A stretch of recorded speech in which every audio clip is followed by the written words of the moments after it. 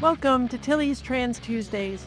Look out, here comes the intentional trans allegory of Strange New Worlds ad Astra Per Aspera, Part 3. We wrap up the story of Una and the Illyrians, and let's see if this hopeful, accepting future can show our present reality a way forward.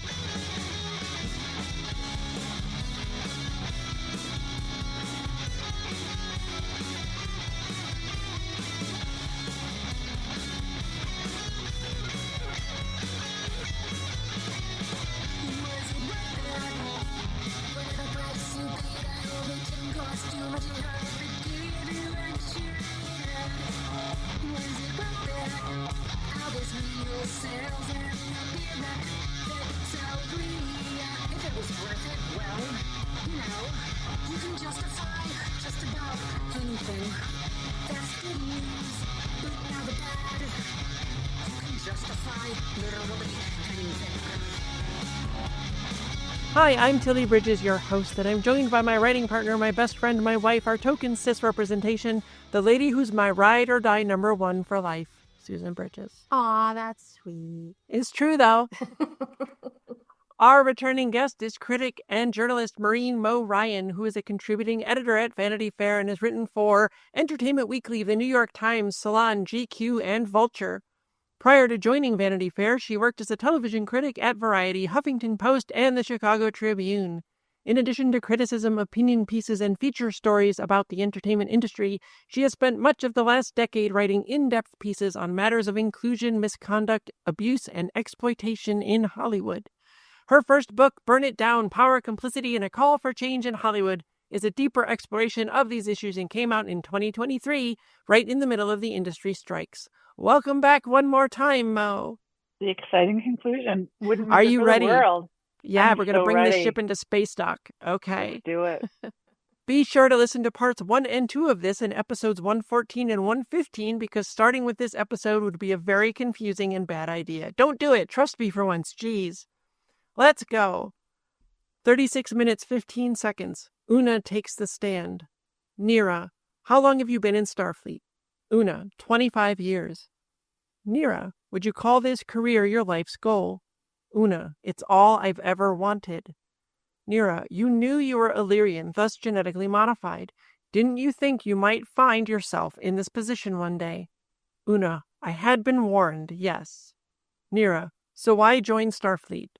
And here we get to the heart of it. Una, ad Astra Per Aspera, to the stars through hardship. It was the Starfleet motto before the Federation. I knew it meant we must endure hardship to get to the stars. But I like to think that it also means that the stars could deliver us from anything, that in the mystery and vastness of space, we might not just satisfy our curiosity, our need for exploration, but that in it we might each also find salvation. No, I'm not crying, you're crying. 37 minutes, 24 seconds. Nira, why would you need salvation? Was your childhood difficult? Patel objects. Nira, I'm simply establishing context. If Una Chin Riley is to be tried for being an Illyrian, then the court must understand what it means to be an Illyrian. Do you think any of the courts banning trans people from public life and banning our health care have even an inkling of what it means to be trans? Do you think they even care?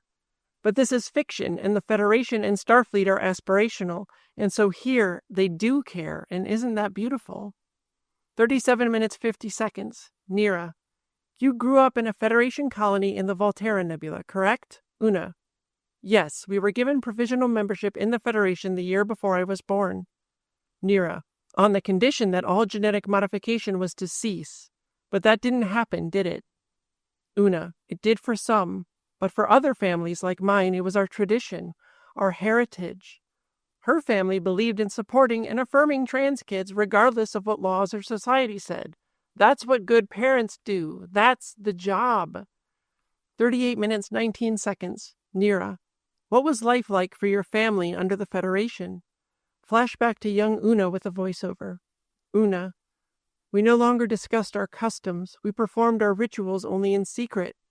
Don't tell anyone you're trans. Utilize do-it-yourself hormone replacement therapy. This was the very real history of trans people in our society.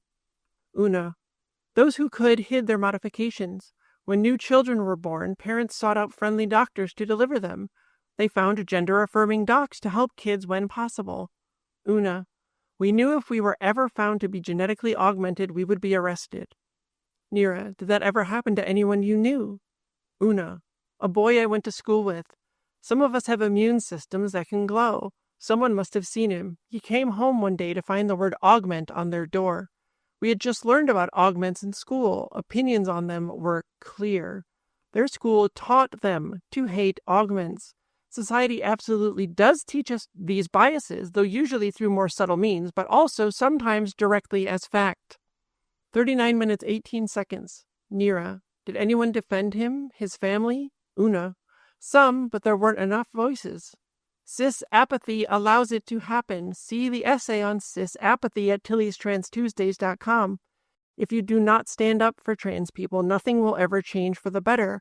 And in fact, you are a vital part of the machinery of our oppression. Again, see my book, Begin Transmission, The Trans Allegories of the Matrix, for more. Una, he and his parents were arrested in their home. He was 10 years old. Nira, how did this affect your community? Una, some families moved to other planets that weren't Federation. This is just leaving red states for blue ones, or leaving the U.S. for countries with better trans laws. Una, and those of us who stayed, we were persecuted. Circumstances became extreme. The anti-augmentation laws seemed to give people freedom to act on their worst impulses. Well, I don't think you need me to explain that one. The rise in bigoted violence correlating to a certain person being elected president whose name isn't worthy of being mentioned by me is very clear. Bigots see it as permission to act on their hate. Oh, and I just want to be clear. Yes. If you have to leave, do what you can to keep yourself safe. It's not like saying this is a bad thing. Right. It's an important thing. Yeah. Something we've explored. If we could. A lot of people have explored. Yeah. And do what you have to do. You have to do what you have to do to survive. That's the most important thing. Survival is the most important thing, no matter what. Yeah, absolutely. And I know you're going to get to the next, the language, the slurs and so forth. Yeah. So I'm going to talk about something because I trust you both. I care about you both. And I know that this is actually a place that I can do this. My husband wasn't born here. And every day for 10 years, I've had to listen to rhetoric. I mean, not just 10 years. Obviously, there's always been jerks. Sure. His mother was born in China. His dad, white man, born in England. So he's a non-white person who was not born here. Yeah. And I know I don't have to tell you what this is like. I don't really talk about it that much online. I have occasionally because I just have to speak up. But like to hear not just someone you love vilified. Yeah. Immigrants are dirty. Yeah. They're criminals. They assault people. They hurt people. They kill people. Like they're like. There's always been that rhetoric in our society. I'm not saying there hasn't been, but literally the person whose name we won't mention from the very first time, he announced his candidacy. It's like, oh, people from Mexico are this and that. You know what I mean? Yep. The rhetoric around immigrants, people not born here, non-white people, people of color, people who are not a very small group of, Christian cis white men. I don't know, like maybe there's even slurs for them that they just are holding in reserve for later. I don't know, but like it's so hard. But what's harder is them putting those slurs and those attitudes into action. Yep. A couple months ago, I've not said this anywhere at all. Because I have family members who were born in Ireland, I can get an Irish passport, and I applied for one. And the day of the election, I turned to my husband, the person I loved more than anyone in the whole world, and I said, you have to promise me that if I ask you to get on a plane, you will get on a plane. Yeah. And don't humor me. I'm telling you, you need to, because they won't come after me because I'm white. And I was born here. I mean, if we both need to go, then we both need to go. But, obviously there's responsibilities here, and so forth. Sure. He has a U.S. passport, he is a U.S. citizen now, but do you think anyone in D.C. cares about that? Yeah, they sure don't, and it's awful. Or Yeah. Border So, I Patrol? mean, Right. right. Do you want to know a conversation we just had today? We were thinking about maybe we want to go somewhere next year. I don't really want to leave the country. I mean, yes, I've applied for a passport to a different country or, a citizenship in another country, but I really want to think he'd be let back in. Yeah, I have the same fear with, my passport matches my birth certificate. I'm really lucky among trans people in that way, but You got it done right just in time. I know. And we were thinking now with our short film, we're entering it in festivals and there's some that are in Canada and it's like, could we go? I'm like, I don't know. Could I get back in? If I did, would they let me? Would they, Yes. And I disappear me if I tried to do that? I don't know. It's thank you terrifying. for sharing that, Mo. Yeah. Because I think people underestimate the real fears. I mean, the human cost of all of this. I mean, I worry about Tilly all the time. I know you do. Any place we go, Yeah. I check the bathroom situation. I make a calculation. Do I think she'll be safe going to the bathroom alone? And sometimes even I just ask, do you want me to go with you? Right. But as the pressure increases, I mean, I could have claimed Italian citizenship. Italy just changed the law so that I cannot. But that was something that I was in the works. I had just gathered all the documents. Yeah. Well, Italy's not great for trans people, but it gets you EU citizenship. The ability to live and work anywhere with the EU. But now that is closed to us. Yeah. And I want to say, obviously, I had to hire a lawyer in Ireland, gather the documents. This was an expensive proposition, so I'm fully and completely owning my privilege. And, for me to say to my husband,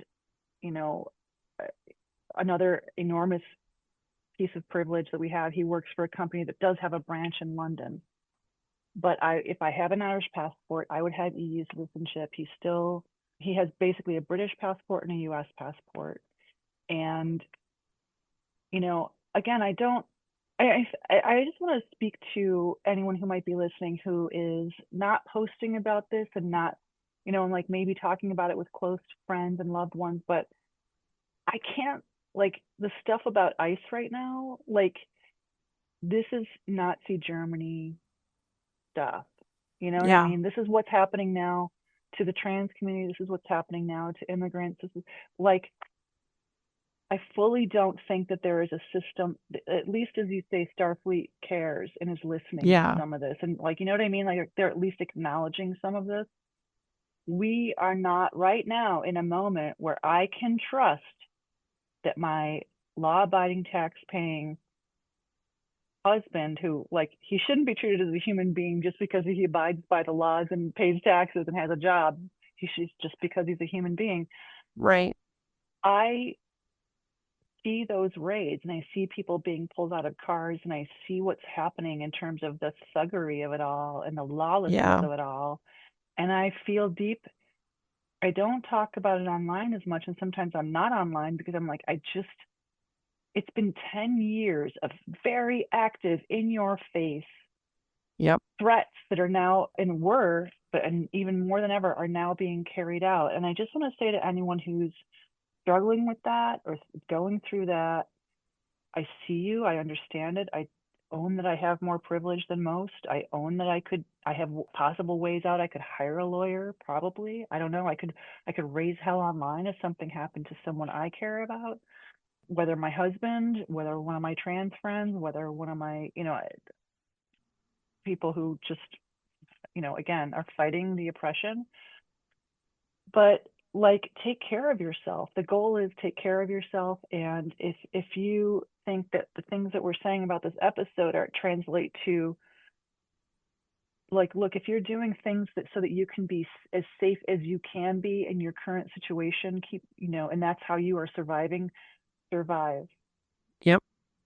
Exactly. It's up to someone like me with privilege to say what I can say, what I feel I can say safely. Yeah. About certain things, advocate in ways that I think I can help, or please stay safe, please take care of you. We want you to survive. We want you to, have what you need. And please never ever think that surviving is weak or not courageous. It's the most courageous thing you can do. It absolutely is. It was the number one thing I said when I wrote my essay about what do we do after the election happened. And the number one thing to all the trans people listening is just survive. And if you can't do more than that, that's enough. Surviving right now is resistance, and we need you to do that. So whatever it takes, do it. And thank you for Absolutely. sharing that, Mo. Yeah. Oh, well, thank you for allowing me to have that space. I didn't plan on talking about that, but I've had to really reconfigure my life to modulate for that amount of stress. And I wish I Yeah. didn't. And I wish you didn't. And I wish nobody did, because we're brilliant, we're creative, we're awesome. Yeah. Wouldn't we rather be spending all of our energy and our time on that? But this takes a toll, and this is why we It fight really does. to lessen or eliminate that toll. So thank you. Yeah. Thank you. All right. Una. First were the insults. Augment, Madi, freak. There were stores that wouldn't serve you if they heard you'd been modified. Even the rumors could be dangerous. Did you see the news story about a cis lady who was fired from Walmart because someone accused her of being trans? This shit literally hurts everyone. See the link in the show notes. Una. I remember when the attacks began. We feared for our lives. There was a fight at school one day. One boy accused another of being an Illyrian. I tried to stop it. My leg got broken. It was such a simple fix, so easy to treat with modern medicine. But my parents wouldn't take me to a hospital. They were afraid. So here's the thing. I don't feel safe going to red states in this country. And one of the reasons is if I am in a red state and I have to go to a hospital, are they even going to help me? Are they going to hurt me? If I had to be admitted, would they keep up my HRT? Nope, they'd medically detransition me. And for cis folks out there, imagine if you had to go to a hospital and if you happen to be in one of the 50% of states who has legislated hate against you, they would force the wrong hormones into your body and call it for your own good.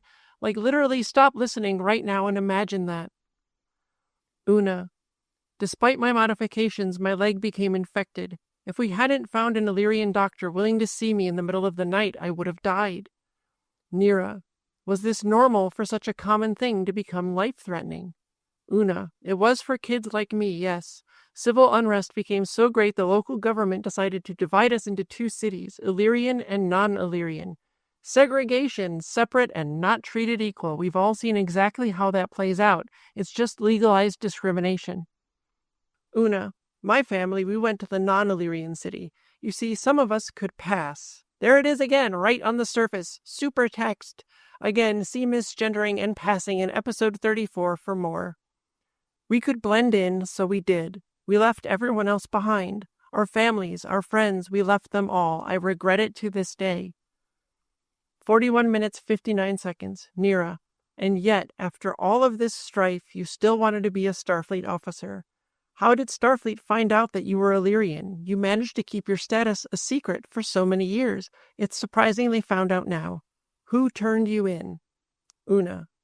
I turned myself in. Nira. Why would you risk your career, the life you built? Why come out publicly? Why tell people you're trans? Why risk all of that society has rewarded you with for conforming? Una. I was so sick of living a lie, of pretending to be someone I wasn't. I wanted my crew to know me for who I really was. I thought maybe if they did, I would finally be safe, and Starfleet would finally understand Illyrians better. The more of us come out, the more our profile rises and the more people understand us. But of course, that sadly means the more we are attacked for it. 43 minutes, 12 seconds. Nira. So, after all of it, you still wanted Starfleet to accept you. Why? Una. When I was 5 or 6, I remember a Starfleet crew visited. They were all so different from one another. So many crew members from so many planets. It was beautiful. I thought if all those people from all those worlds can work together side by side, maybe I could too. Maybe I could be a part of something bigger than myself. Starfleet is not a perfect organization, but it strives to be, and I believe it could be. Our society, of course, still has bigotries of all kinds. That the human-led Federation doesn't is, perhaps, the biggest and most hopeful fiction in this entire franchise about spaceships and aliens. 44 minutes, 3 seconds. Nira. You're saying that is why you turned yourself in. Because you believe in Starfleet. Una. Yes. Ad Astra Per Aspera. 44 minutes, 43 seconds. Vulcan Admiral Pasulk cross-examines. That was a very emotional story. However, emotions are irrelevant. Facts are not. F your feelings, eh? But not my feelings, just yours. Pasulk then tries to implicate Pike and his entire crew for not turning Una in and punish them for being accomplices. Pasulk. For 4 months, the captain of the Enterprise engaged in a conspiracy to conceal the Illyrian Una Chin Riley. 46 minutes, 47 seconds. Pasulk. The defense wants you to ignore the facts in favor of emotion, but the only matter of import today is the law. Una Chin Riley broke the law and lied about it, as her own testimony has proven. Further, her actions will likely lead to a court-martial of one of Starfleet's most decorated officers, Pike. She is clearly toxic to Starfleet in both action and inaction. Therefore, the only logical response is to find the defendant guilty of all charges. 47 minutes, 27 seconds, Nira. Captain Battelle, are you familiar with Starfleet Code 8514? Would you mind reading that code for the court? Battelle. In extraordinary and extreme circumstances, if the following conditions are met: 1. Any person fleeing persecution or fearing for their life due to political or religious beliefs, cultural engagements, or biological truths, like transness, may 2. Seek safety within Starfleet, and 3. Upon revealing themselves to authorities and making a request, may be granted asylum. Starfleet captains must exercise discretion in judgment when offering asylum. Status is confirmed by a Starfleet tribunal or designated authority. 48 minutes, 36 seconds, Nira. Fearing for their life, one may seek safety within Starfleet and request asylum. Starfleet has a long tradition of performing rescue missions. How many distressed peoples has Starfleet aided? How many lives saved? Una Chin Riley knew this. She believed in the best of Starfleet and that through it she could find salvation from the hardships and danger of her everyday life. Dangers she faced just for being born an Illyrian. Dangers born of prejudice, spurred on by laws against people like her. But through her hardships, Una saw the stars. She joined Starfleet because she believed it was the only thing that could save her life. She fled persecution, and within Starfleet she sought safety. And then, by turning herself in, Una fulfilled the third and final requirement for asylum. She asked for it, and Captain Pike granted it. Like all good Starfleet captains, including Admiral April when he violated the Prime Directive, he exercised his judgment and gave her asylum. All this tribunal needs to do now is confirm that status to absolve them both.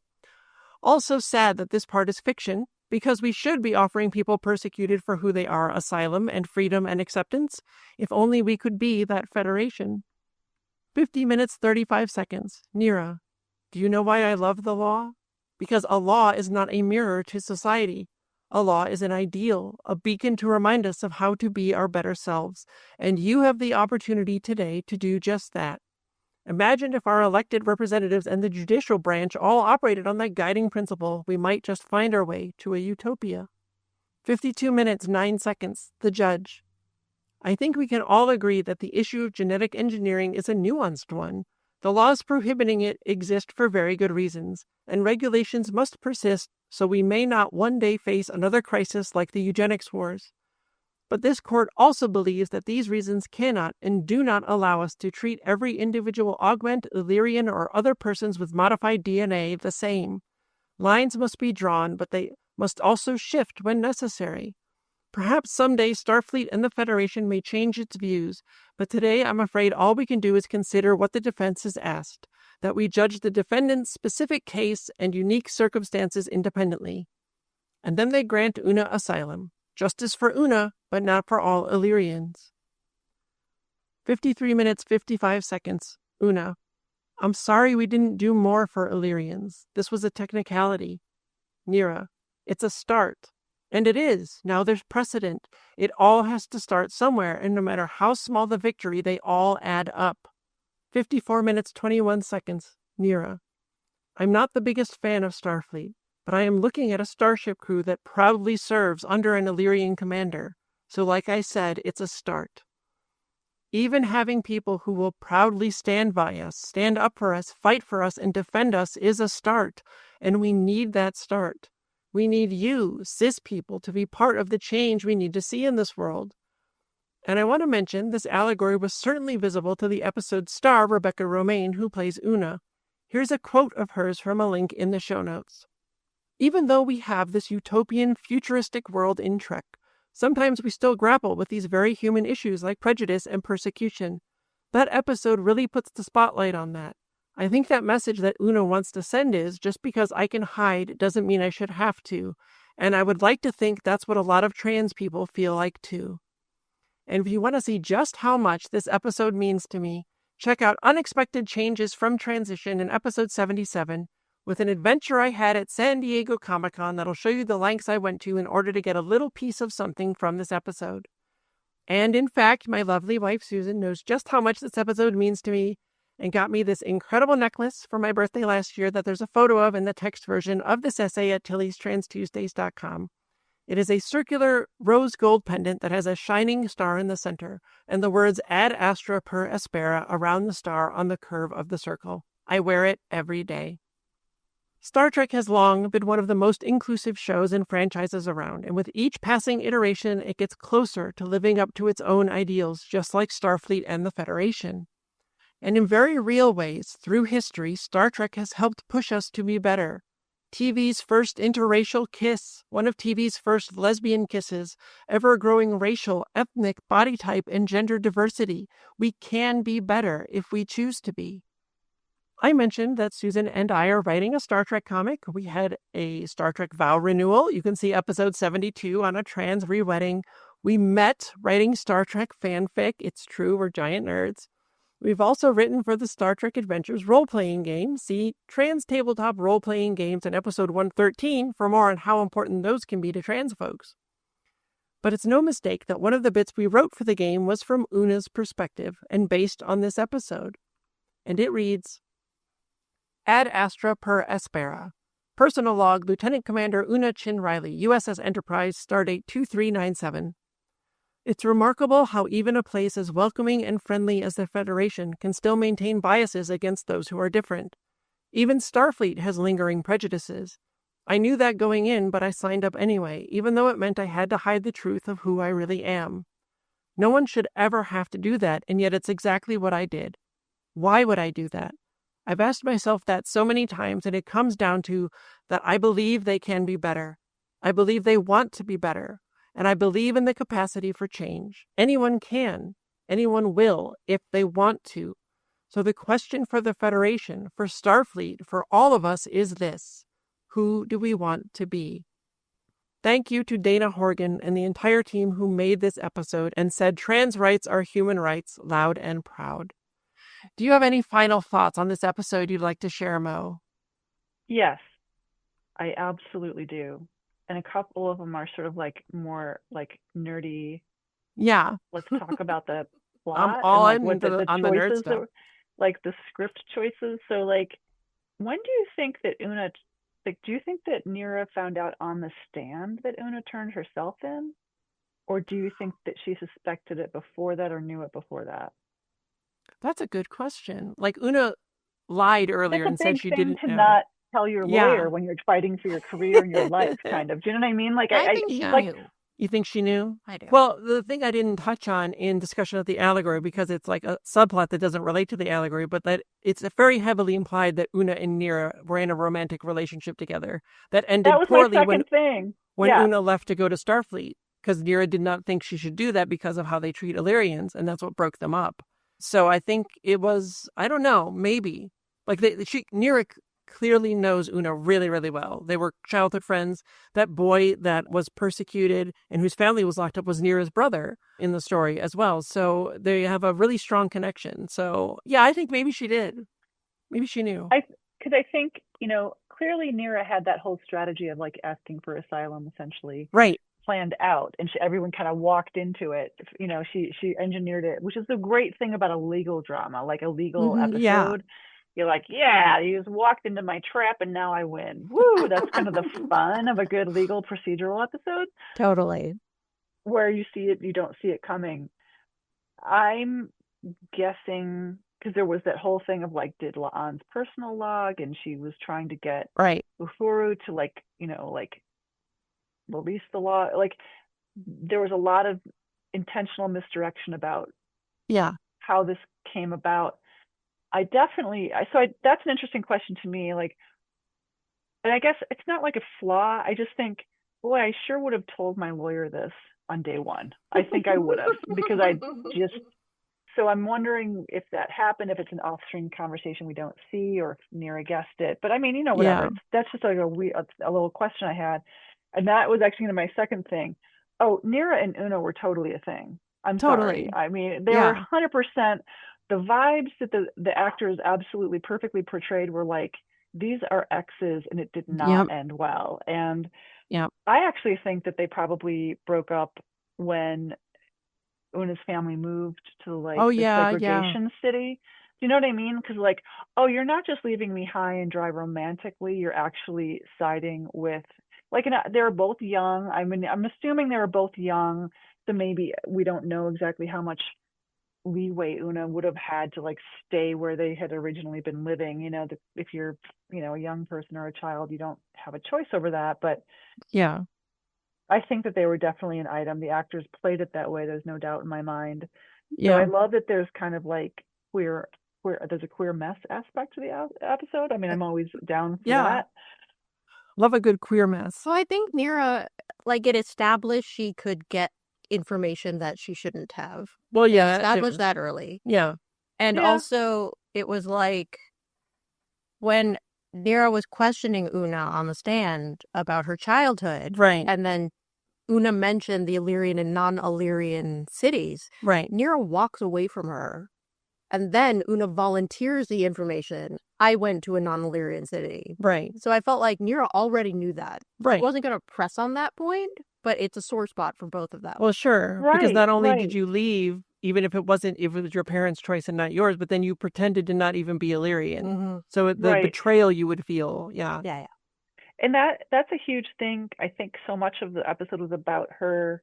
There's a chapter in my book about, okay, harm was caused, damage was caused. What do you do now? Yeah. And so I talked to various experts in various fields, but one of them was the great Rabbi Danya Ruttenberg, whose book Rabbi on Danya, repentance and I love repair. her. Yeah, she's Yes. amazing. She And is. so her book on repentance and repair, I think, is just so great. And it's like this whole episode could be like mapped onto that book, because Una offers that information in part because she's owning her actions. Yeah. Right. And the thing is, sometimes something's messy and you don't even know how much it's not as if you can necessarily precisely map everything you did wrong or had a choice over or didn't have a choice over, but she's trying to own the harm. And in Rabbi Danya's book, which is based on, it's not the woke mind virus, it's 1,000 years ago, like Jewish rabbis sort of codified this tradition of like, what is an apology? What is making amends? How does that work? And I think it's incredibly relevant for our age, which is, in order to move forward, a lot of people, why are you still on this? Because you haven't owned what was done. Own Right. the harm. Fully own it. And I think what's so great about this episode, not just the twist ending, not just all these, characterizations. It has a lot of big speeches, but they're great. It's like, it's a demonstration of someone who was oppressed and someone who was a part, like literally her life was in danger because of oppression and all these horrible laws. And she also made understandable, perhaps, mistakes.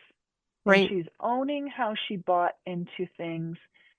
And I think it's the core of the episode is that Una decides, at great risk to herself, I'm not going to do that anymore. I'm going to own what I wish had been different in terms of my choices, what I wish had been, like, I'll talk about what I wish had been different in the world. Yeah. And so a lot of this episode is Nira changing. Nira is like, comes around to the idea that, okay, well, maybe this can be a brick in the wall of change. It can be Right. one piece. But I think that was the last thought I wanted to share until we do a whole episode about the Serene Squall and Captain Angel, which is like one of my favorite episodes for a Yeah. lot of reasons. But the most realistic thing about this episode is that it's not a total victory. Yeah. it's a partial victory, and it is a technicality. Yeah. But I look around me at the world that we're living in right now, and the best advice for getting through this time is yes, to survive, but like we don't know necessarily what will work, but we have to try lots of things. Yep. And even the little stuff has an impact. Even the little stuff has an impact. I am on the board of a nonprofit, and that nonprofit, we have watched others remove language about trans people from their websites, Yep. take away services. Like these are big organizations, and I'm not Yeah. going to out them by name, but like it's bad, right? So I actually asked a question in a meeting because my whole brand is like I will ask the most uncomfortable question. But I love you Or, for it. well, thank you. I asked, Yeah. we are not changing anything about our approach to providing services. We are not changing anything about our language. And the answer was fully, completely, absolutely not. Because we have, members of the staff are trans. So like Yeah. we're not, and that my actions would have been very different had that answer been different. You know what I mean? Like I don't know if Sure. I'd still be on the board.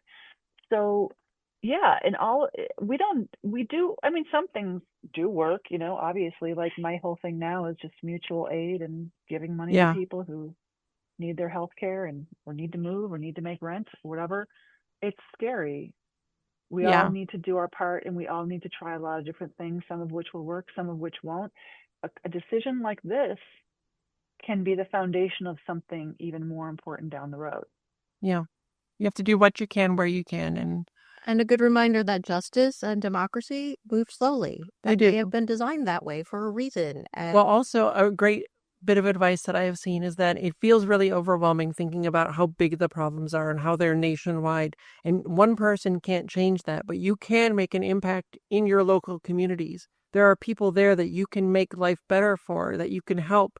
One of the things that I've even said in the politics episodes of this show is like, run for your school board or talk to the people who run for your school boards, because those are the people that are banning books, because all of the bigots will run for those offices and often unopposed. And so you need to talk to them. You need to run for the office if you can, because we need good people in there. It all starts from the lowest level. And libraries have have boards or yeah. boards and or volunteering, just being more aware of what's happening in your community. Right. It makes a huge difference, much more than people think. So. Oh, absolutely. And that's how you change the world. You change the world one school board, one organization, one PTA, one meeting at a time. And Yep.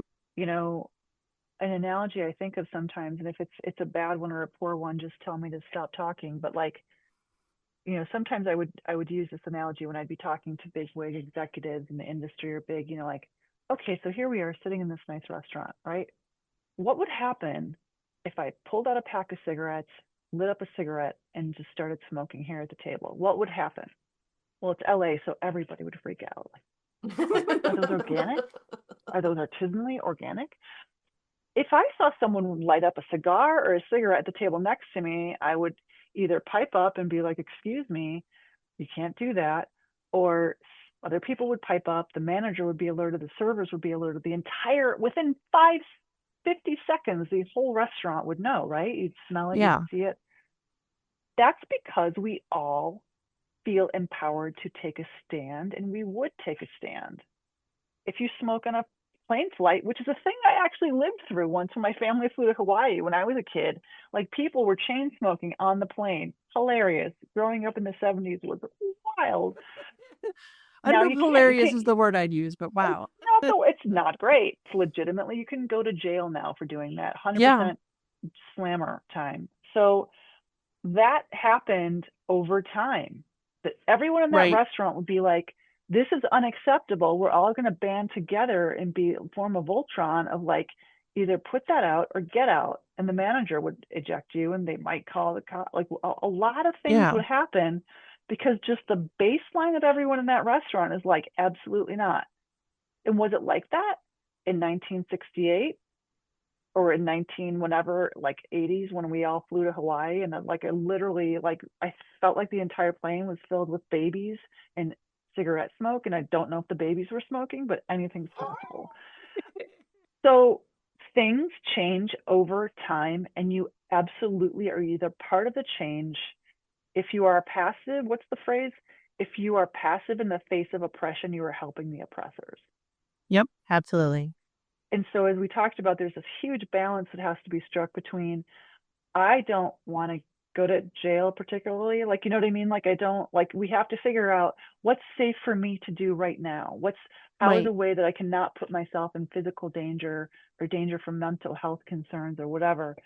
These are all balances that I can't tell anyone else what to do with their life. I can't. But what I can say is that making choices, yeah, they're scary sometimes, but if we all don't make a different set of choices, we all don't lead to that place where bigotry, laws, the entire machinery that is against and persecuting trans people now, right now, that's going to take a long time to undo, and we all got to do it. Yes, And exactly. we have to build something even better than Starfleet, because as we see in this episode, it's not ideal. But yeah, so everything that people do matters, and if we all don't pitch in, it's going to be that much harder. Yeah. And we're not leaving anyone behind. No, we're not. None of us without all of us, as Can I I like ask a to say. question? Please Which do. is a direct contravention of something I said earlier, which is like, I do Ask. feel that I want to do more. You know, I've done some charity auctions. I'm very, I have spoken out against transphobic bigotry in the industry, which is certainly still a thing.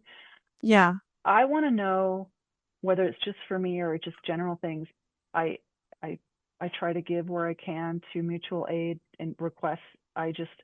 My money anymore is not going to political candidates. It's going to people, Yeah. people who just need food or safety or whatever they need. What do you think I can do or people can do to help more or to help at all? Like what would be your wish list? So I think there's like 3 things probably that are the most important that everyone can do that are actually very easy to do, and you already do all of them. But for me, Oh. the most important things are to be sure that you are always voting for the people who will protect trans rights and all marginalized communities' rights. And there's so many people who sat out the last election and got us to where we are. And so that's a huge problem. And yes, it's easy to be cynical. But Yeah. there's always a better choice. There's even if you don't like all the choices, one is definitely better. One will be better for better marginalized choice is people. not the Green Party. And I could talk a whole No, we did a whole episode on that. Okay. The other thing, and this is the one that I guess, well, when I say easy to do, I mean, it doesn't cost you any money, but it can be difficult for people, is to not tolerate transphobia in their friends and family. And so many people are like, oh, that's transphobic or racist Uncle Phil. And, he's just like that. Well, no, don't let him be like that. You have to confront him on it. You have to call him on it. And if he doesn't change and won't listen, like stop inviting him to family parties and maybe he'll get the message. That's the only way those people, you're going to be able to get through to those people and have a hope of changing things. And that's how you change, I feel, the wider bigotry. You have to, like with everything else, you got to start small, one person at a time. The people in your life, cis people, your friends and family, probably have somebody in your life somewhere who is either actively transphobic or who has fallen for all the propaganda that the right has thrown out there about us. And you need to confront them on it. Tell them that's not social consequences. Social consequences. And then the third one is to always do what you can to platform marginalized voices, trans voices, to share what they're asking people to do or what they're saying, because so much now, especially like, again, all of this anti-trans propaganda is getting blasted everywhere with megaphones, right? That whole report, what was it, like 400-page nonsense report from the White House that had zero scientific evidence in it and nobody put their names on it, that is super anti-trans, that they're citing everywhere. If your relatives talk about that, you have to tell them that's not scientific. There's no scientific evidence in there. Every major medical organization in the world says trans care is fine. It's normal. It's how you should treat trans people. It is what they need. And who knows better, right? Yet the bigots in the White House or the actual doctors. It's important that not a single medical organization is against trans health. Right. Not a single legitimate. Right. healthcare organization. Yeah. It's just nonsense. It is. So, Yeah. I think those are the important things. Correct that misinformation when you find it, and help trans people get our truth out there, our voices out there, because we are very oppressed in many ways in the industry, in entertainment. We don't get our stories told hardly ever online anywhere. People are not. Yeah. How many news stories you see about trans issues and they didn't go to talk to any trans people about how it affects us? Like that stuff happens all the time. Is important. Yeah. And also like being aware that as more and more organizations are bending the knee, Yeah. that like even right now that the budget bill that's going through is going to strip healthcare from all trans people On Medicaid. Yeah. Not just Medicaid, but also covered California plans. Right. And then it will advance exchange plan. Beyond that. Yeah, it's bad. But also people said, I didn't see this.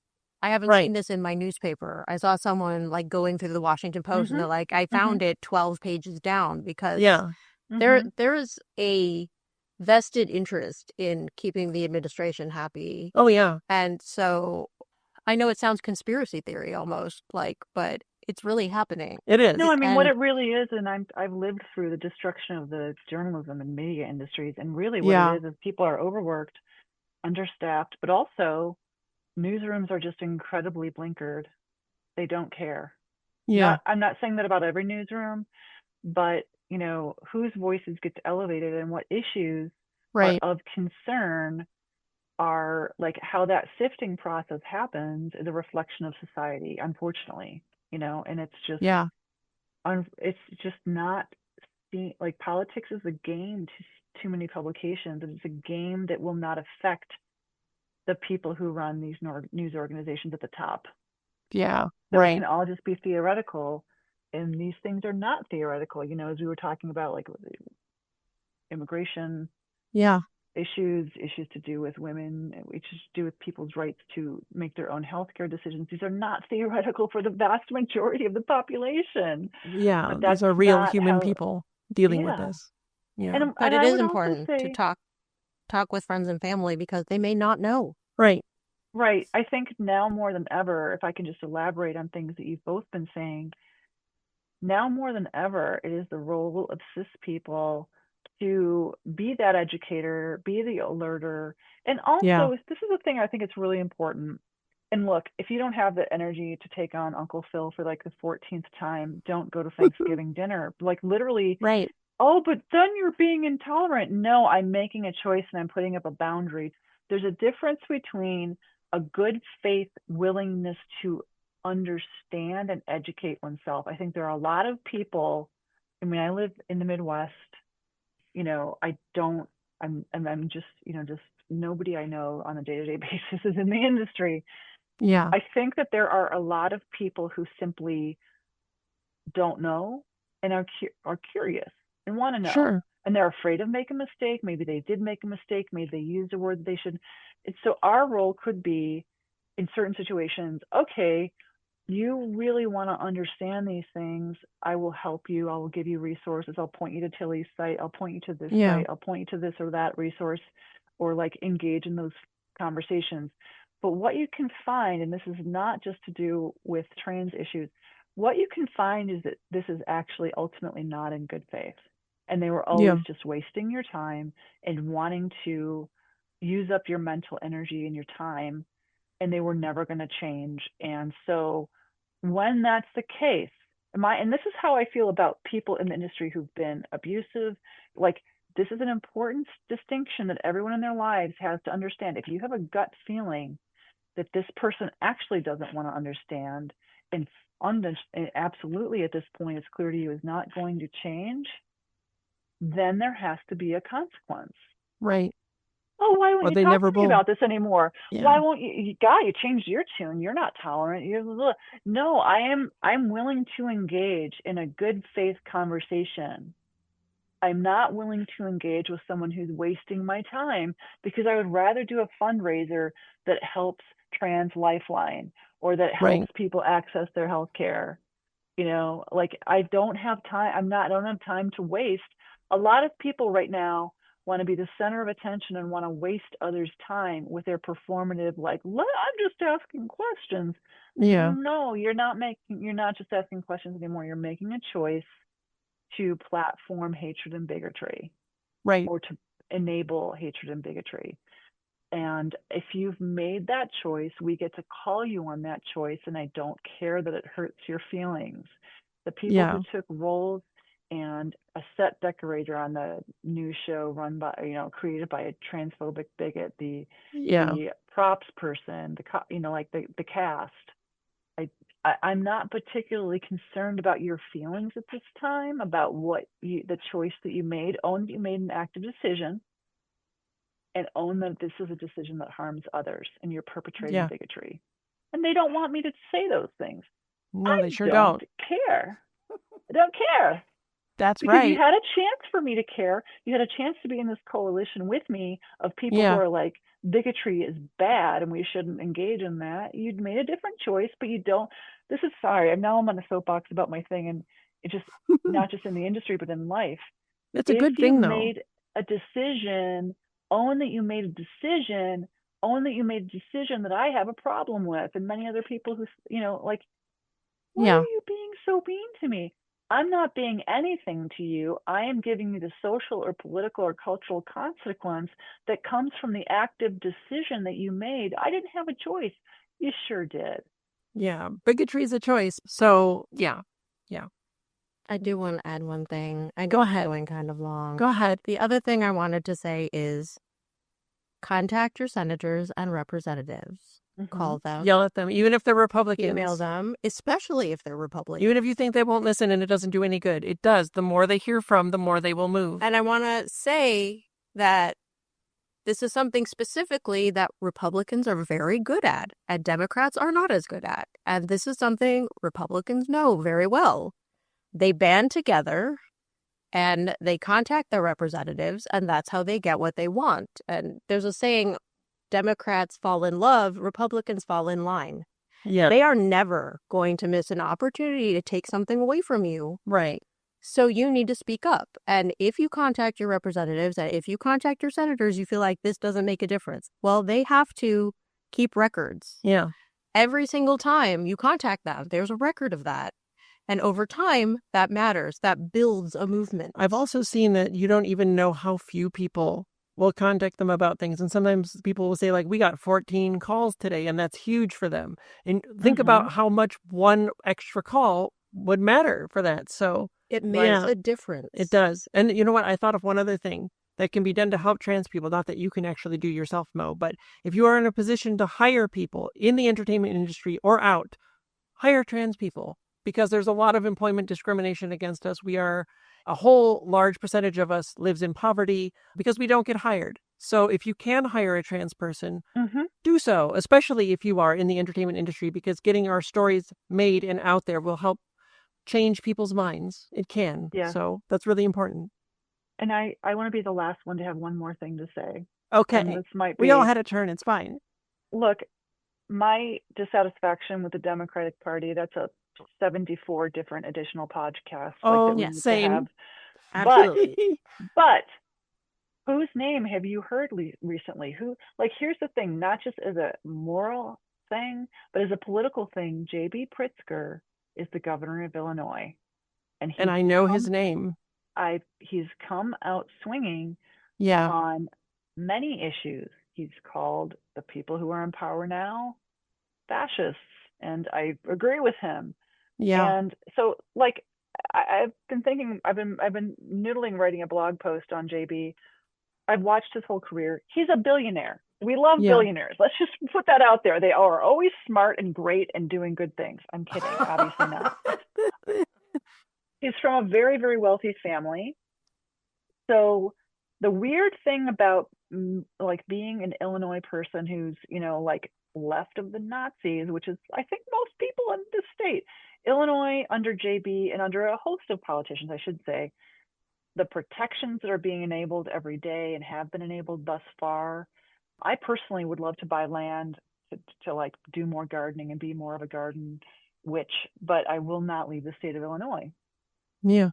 Because I think that JB's record is great. If you're hearing his name, I'm just going to add my personal, like, you know, he is that guy. I think he would be a good presidential candidate. And like, look, I would love a president AOC, but what's in common with the Cory Booker, you know, like marathon speech on the floor of the Senate, like AOC. JB Pritzker is getting national prominence by being, I mean, there's so many politicians who are mealy-mouthed or just nowhere in terms of supporting trans people. Or going the wrong way, like Gavin Newsom. Going the wrong for way. God's sake. He's such how trash. much of the party right I do now not is like him. discussing, let's throw as many trans people under the bus as we can, because that's how we'll gain the centrists. I'm like, you're not going to gain anything. And you're never getting the centrists. Continue to give step up on them. rakes. Congrats. Yes. JB, I don't know if many people know this, but his sister Jennifer is trans. So there's a trans billionaire out there. So I don't know. There's one good billionaire, maybe two. Who knows? But if you start seeing that name pop up, I'm kind of, you know, at this point, I'm proud that I don't have California's governor, put it that way, right? Yeah. I think that you might sit there and go like, am I really thinking about voting for a rich white billionaire? Like, I've done it, so you can. And I really think that for me, he's a model of, please stop. Like, anyone who sits there and says in this moment, if you're a prominent person, if you're a rich person, if you have you're privileged and you're protected from blowback and you don't stand up for trans people, what the F is wrong with you? He's doing it, and it's helping him possibly become the next president. So for whatever reason you do this, you should do this. That's right. Pay attention. Thank you, Mo, for all of this incredibly great discussion and for coming along with us on this journey. Thank you for having me. I appreciate it so much. It's been lovely. Thanks. Being trans shouldn't be difficult, but our transphobic society ensures that it is. Who do we want to be? Who do you want to be? To the stars through hardship. Ad Astra Per Aspera. Let's boldly go. Tilly Bridges, end transmission. Tilly's Trans Tuesdays is hosted by Tilly Bridges and Susan Bridges, with audio editing and sound mixing by Jillian Morgan. The written essay version of this week's topic and all past topics is available at TillysTransTuesdays.com. Special thanks to Daisy and Jane for the use of Sorry Not Sorry as our show's theme music. Please stop by and show your support at daisyandjane.bandcamp.com and soundcloud.com/daisyandjane. You can find me at Tilly Bridges on Blue Sky and on Mastodon at tillybridges at mastodon.social, and you can find Susan on those at Susan L. Bridges. You can find Jillian at Audio Jillian on Blue Sky. You can join the Tillyverse Discord server by following the link at the very bottom of TillysTransTuesdays.com. We hold regular watch parties for the Matrix films and other trans movies where I do a live Q&A, and it's blossomed into a wonderfully supportive, compassionate, kind community of friends. We'd love to have you join us. If you'd like to keep up with all the writing that Susan and I do, you can sign up for our newsletter at birdguestbroadcast.com. If you enjoy this show, please take a moment to leave us a rating on Apple Podcasts. The largest segment of our listeners find the show there, and more reviews equals a higher profile, which means it will reach more of the people who need it. Thank you for your support. For more information, visit pendantaudio.com. Thanks for listening.